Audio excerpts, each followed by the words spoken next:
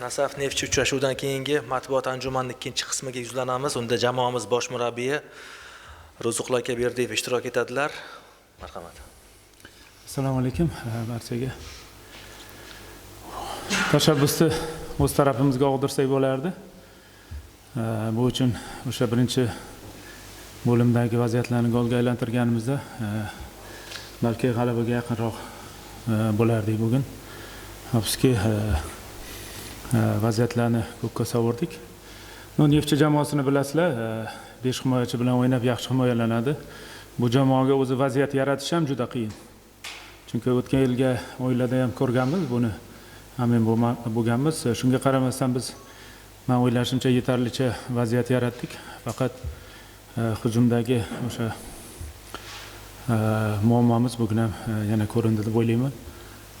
O'sha uchun bugungi o'yinda menimcha ikki jamoa ham g'alabaga balki munosib emasdir, lekin o'yin sifati, darajasi menimcha hammaga manzur bo'ldi deb o'ylayman.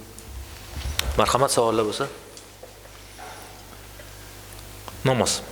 Bugunga bugun javob bir soat o'ynash vaqti berildi. Uning almashtirish sabablari va keyin gol haqida so'ramoqchi edim. Golda tushirilishi markaziy himoyani mustahkamlash bilan bog'liq. Hozir barcha futbolchilarda ko'rinib turibdi, 90 minut o'ynashga ularda o'sha tetiklik yo'q. Buni bir necha sabablari bor. O'sha uchun biz Javohirni almashtirdik. Murod bilan o'yinni kuchaytirishimiz kerak edi. Menimcha Murod ham yomon chiqmadi o'yinga. Igorda bu kichkina detallarni hisobga olib, bugun Shuhrat bilan g'olibni o'sha markaziy himoyachi qilib o'ynatdik. Menimcha ikkalasi ham vazifasini yaxshi bajardi. Chunki bilasizlar, Neftchi jamoasida tezkor hujumchilar bor. Ular bilan tezroq yuguradigan markaziy himoyachilar kerakligi uchun bugun Shuhratdan foydalandik. Shuhratni ko'ryapsizlar, 34 ga 35 kirib qo'ygan bilan ham, lekin tezligini yo'qotmayapti. Shuning uchun bugungi o'yindan unga yaxshi o'yin ko'rsatdi deb bemalol aytib olaman.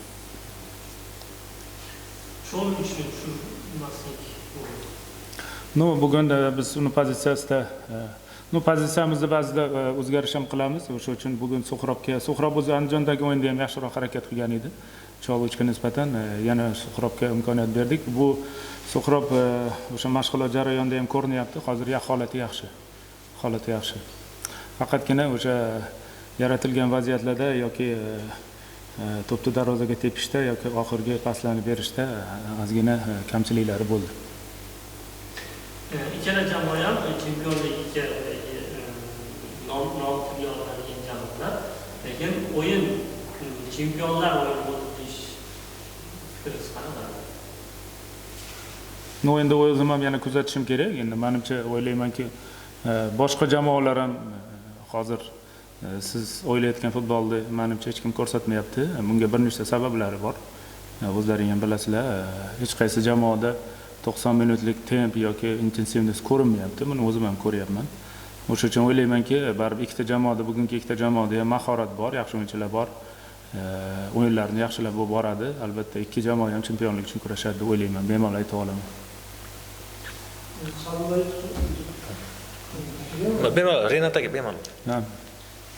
Sherzod Taharov o'yinga qo'shilishi bormi? Da, albatta bu biz uchun katta yo'qotish, bilasizlar. Sherzod yo'qligi Oybekka ham ta'sir qilishini o'zlaring yaxshi bilasizlar. Sherzod bilasizlar, o'sha travma olib, travmasi bor edi, terma jamoaga yordamga chaqirildi. Eron bilan balki rejasida bor edi murabbiylar shtabini. O'sha o'yin oldi mashg'ulotda yana jarohatini yangilab olib, o'sha jarohat bilan qaytib keldi. Umar ham bugun baribir Umar ham Sheron biz uchun katta yo'qotish, chunki Umar ham terma jamoadan birinchi bo'limda jarohat olgan ekan, ikkinchi bo'limda o'sha vrachlarning yordamida qo'l bilan o'ynab jamoaga yordam bergan ekan. Kelgandan keyin o'sha travmasi qo'zg'agani uchun biz bugun umuman 18 talikka, 20 talikka kiritmadik. Albatta bu o'yinchilar biz uchun katta yo'qotish edi. Agar bugun bo'lganda ular biz bundan ham balki yaxshiroq, yorqinroq o'ynagan bo'lardik. Aziz aka, marhamat. Umar so'ramoqchi edim. Ha. Cholishga o'sha paytda chaqirdik, o'zi keldi. Nima edi? Yo'q, Cholishni men chaqirmadim, kimdir boshqa masalada chaqirgan ekan, u raziyalkaga kirib ketdimi, nimadir bo'ldi. Xibaycha masalasi. Xibay masalasi o'sha jarohati bor edi. U jarohatni ko'proq o'sha Serbiyada bir mutaxassis bor ekan, yaxshi davolaykan, o'sha yerda davolayapti. Reja bo'yicha bu yig'inimizga kelib bizga qo'shilish kerak. Nefchini birinchi turdagi va ikkinchi turdagi Qo'qon bilan o'yinlar natijasidan kelib chiqib, uchinchi turda murabbiylashgan qandaydir o'zgarishlar qilsa kerak deb ko'pchilik fikr bildirgandi. Siz Nefchidan xuddi bugungi daf'a o'yin kutganmisiz yoki qandaydir o'zgarish kutganmisiz? No, yo'qda gap so'zlarni men ham eshitdim. O'zgarishlar, sxemada o'zgarishlar bo'lishi mumkin deganlik. Biz ikkalasiga ham tayyorgarlik ko'rgan edik-ku, lekin menimcha biz bilan o'yinda bu o'zgarishni qilmasligini men bilardim. Chunki bu juda ham o'sha tavakkalchilikka borish edi. Chunki bu uchun ham vaqt kerak, tushunish uchun bu sxemada o'ynashdi. O'sha uchun asosan bu mana shu bugungi sxemasida biz bilardik shu sxemasida o'ynashini. Chunki Neftchi jamoasi bilasizlar, o'sha sxema bo'yicha o'yinchilarni ham taklif qilgan. Boshqa sxemaga o'tish uchun ham bu uchun o'shanga mos menimcha o'yinchilar kerak bo'ladi. O'sha uchun men o'ylamayman sxema o'zgaradi Neftchida deb. Birinchi davra shu sxemada menimcha o'ynasa kerak. Endi Neftchidagi muammoni men bilmayman, nima bo'lyapti, chunki bizga qorong'u bu narsa. Lekin hammamiz bilamiz, eng kuchli tarkib menimcha bo'ladi. Oxirgi savol. 4 himoyachidan ushladingiz. Bu majburdan 4 himoyachi bo'ldimi yo taktik? Planingiz bormi? Yo'lchilar yo'qligidan. Yo'q, biz nimaga o'zi 4 ta o'ynayapmiz? O'yinda o'zi himoyachi. Yo'q, o'zi 4 tada o'ynayapmiz, biz keyin 5 taga o'tdik. Chunki ular chap qanotda o'yinchi o'sha yaxshi o'yinchilarni qo'yishni boshlagandan keyin Yovich masalasi biz ozgina himoyaga urg'u berishimiz kerak edi. Yovichni bilasizlar, agar birga bir kerak bo'lsa har qanday o'yinchidan o'tib ketishi mumkin. Biz uchun kuchli maqsadda o'sha taktik o'zgarish qildik. Bu o'yinchini biz kuchliroq yopishimiz talab etilardi. Shu maqsadda biz 5 ga o'tdik. Ba'zi bir o'yinchilarni o'sha charchab toliq qolgani ham o'zgarishga sabab bo'ldi.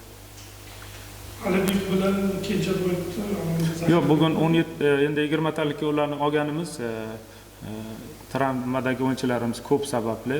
Bularni mashg'ulotga endi bir hafta bo'ldi biz bilan qo'shilyapti, lekin hali tayyorgarligi o'sha optimal darajada emas. Kattakon rahmat. Sog' bo'linglar. Bayramlar bilan hammani. Rahmat o'zingizga ham. Charchamaysiz.